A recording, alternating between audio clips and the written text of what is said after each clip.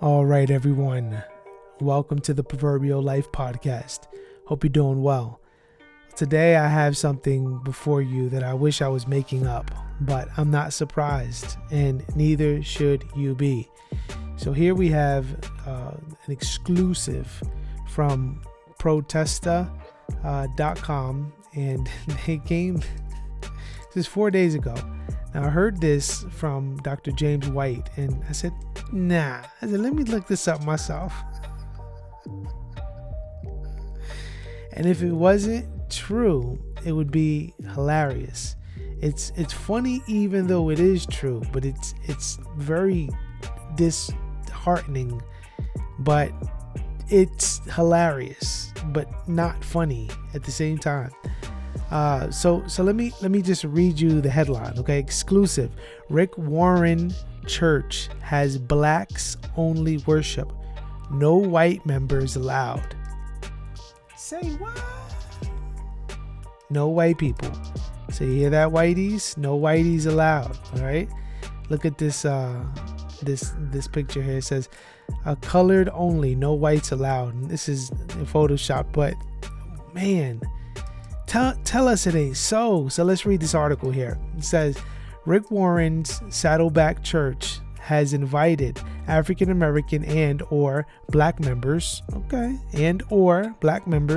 and their spouses of any ethnicity to attend a special gathering with racial trauma experts, with non-spousal white church members being asked to pray for the event but to stay away.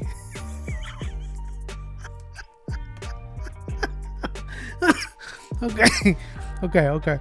So this event is a segregated event. This is like segregation flipped upside down. Wait, what? Right? And so here we have Rick Warren using his white privilege to invite African Americans and or black members of the church and their spouses of any ethnicity, right? So this is the deal now. If a black man is married to a white woman, she can come, but she can only come by way of invitation, like through the atoning work of her black husband, right? Wait, what?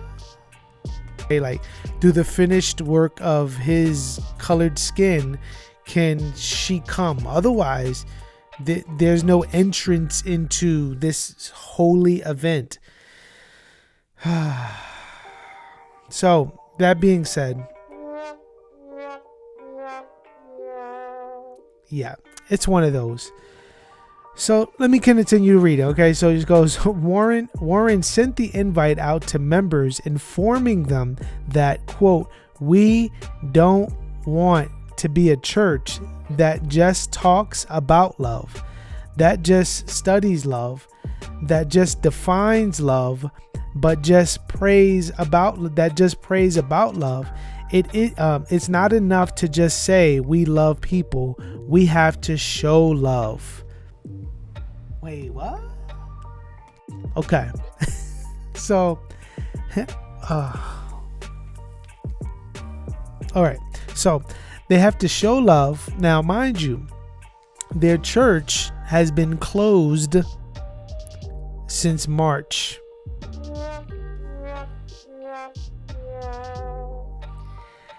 They've been closed since March. And they don't know when they're going to reopen, and they want to show love. So not gathering together on the Lord's Day, not fellowshipping with the saints, not taking communion together and participating in the baptism and taking the Lord's Supper and all these things, right? That isn't love to the degree that something like this is. Like this is exhibiting love. If we're going to show love, this is what we need to do. All right. Okay. So with Saddleback's many campuses still closed and with no plans to reopen anytime soon, The opposite of loving people in their church, the special gathering is happening via Zoom and and is being virtually hosted by Pastor Anthony Miller and Anita Phillips. All right. So they're not opening up soon. There's no timetable for them to open up. This is a Zoom meeting. So, all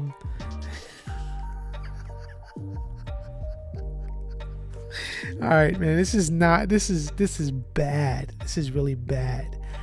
All right, let's continue. So I'm gonna continue reading this. Miller is the communications pastor at Saddleback, and Phillips is the trauma expert. Okay, so we got listen, y'all. Listen. If you need some business, get into the trauma, the trauma expert business, right? Like you could just hustle people online to get some of their cash flow. You know what I'm saying? Get some of that dough, some stacks. Build up your stack game, and you're good. Oh my word, this is so bad.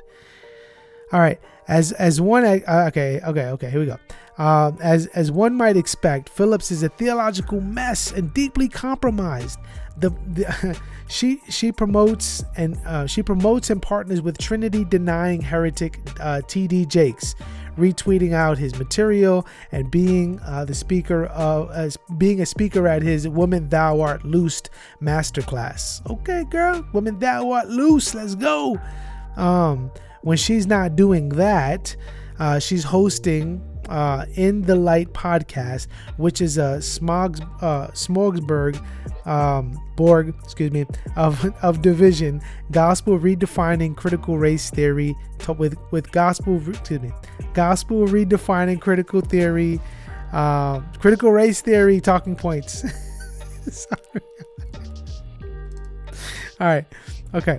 So the announcement continues. It says, listen to what he says. He says, our worship team has also arranged a one-of-a-kind gospel experience. Very good. Look at you. Very good. You're making it special for the colored folks. That's very good. That's loving. That's very loving. I hope they got some salsa music going. I hope they got some Mexican music going. I hope they have some African music going, right? Like, I hope they have some gospel music, like, because you can't miss anybody, right? You can't miss anybody for these kind of diversity, right? Because the Venezuela lady, saint who comes, and if she don't hear her music, just kind of feel left out. And so you gotta be careful to make sure that you kind of tally up who's gonna be there. The kind of music that needs to be played is very important, because us colored folks, we just like to dance, right? And so you need to give us the right gospel experience, and you've created a safe space for us, which we greatly appreciate you using your privilege to do so. So thank you. But with that safe space, you need to make sure that all the things that make us comfortable and that make us feel safe and that make us feel like we can trust you are put in place. So I'm wondering if they're going to have some kind of like place where they can jot down some of their ideas and take a kind of like a tally from people that are going. So that's important, right? I know this is Zoom, but still, maybe they can mail in some of the things to their houses, like specific ethnic foods and drinks and things like that. So anyway, I'm just kind of giving some ideas. That was for free, Rick Warren. All right, that was for free, from one colored person to a non-colored person. That was free. So he says, our worship team has also arranged a one of a kind gospel experience. One of a kind gospel experience. We want this to be a safe space for our Black brothers and sisters to heal and to be fed mentally, emotionally, and spiritually by their church family heading into the new year. Wow. How special. Rick Warren is thinking about the Black brothers and sisters so that they can heal and be fed emotionally and mentally and spiritually. I hope you see that this is absolute ridiculous lunacy. Let's continue. Worshipping next to a person with the white skin is not safe. They're commenting here. So we'll stop here. I'll leave the article below for you guys to check it out. But this is absolutely preposterous. This is absolutely insane. I mean, what are we talking about here? Are we worshiping the same God? Surely we're not, right? Because the last time I read my Bible, in James it says not to show partiality, right? Not to favor one group of people over another based on anything that you see in them or you feel about them, but you're to judge them rightly, right? That you are to treat them equally, that you're not to judge them based on anything exterior. And this is exactly what we have here with Rick Warren's church, Saddleback Church, excuse me. This is crazy. So listen, let me know what you think. Leave a comment below. I wish that this was not true, but I'm not surprised. I'm going to leave the link below. Let me know what you think. Read it for yourself. This is lunacy. This is foolishness. And this is, this is akin to, this is racism, right?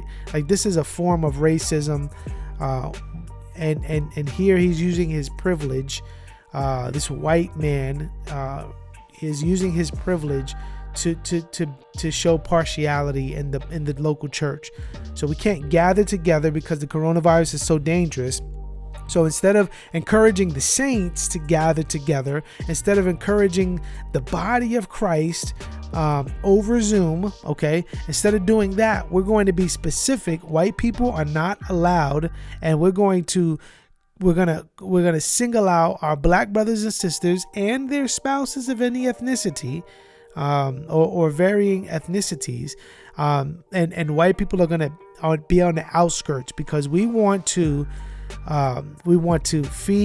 heal and feed mentally and spiritually and emotionally our black brothers and sisters. Listen, if you go to Saddleback Church and you're black or a person of color, and you go to this church, run. And I hope that you haven't, planned on going back since your church decided that they weren't going to be a church anymore. Since we're not going to be gathering together and we're not going to be worshiping the Lord and we're not going to be taking the Lord's table seriously and baptism seriously, then I'm not going to be going here anymore. I'm not going to be giving my money here anymore. I'm not going to be encouraging my children to attend any more Zoom prayer meetings. We're not going to do any of that because you don't care for my soul. Like, you haven't prepared anything for me to be in the fellowship of the saints in person with the body of Christ. Instead, you are patronizing me because of the color of my skin, and you're having a special event because you think I need to heal mentally, emotionally, and spiritually. Wow.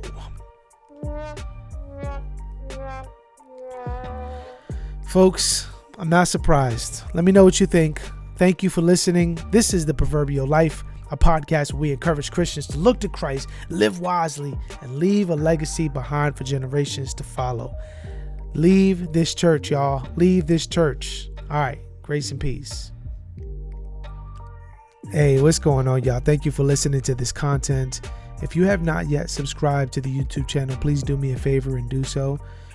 Your feedback is extremely helpful, and it really helps me to come up with ideas and to also give me a feel for what you guys like to hear. Please continue to leave a comment behind, like the videos if you like them, share them if you like them, and make sure you hit the notification bell so that you're notified every time I come up with a new video. Thank y'all. Grace and peace.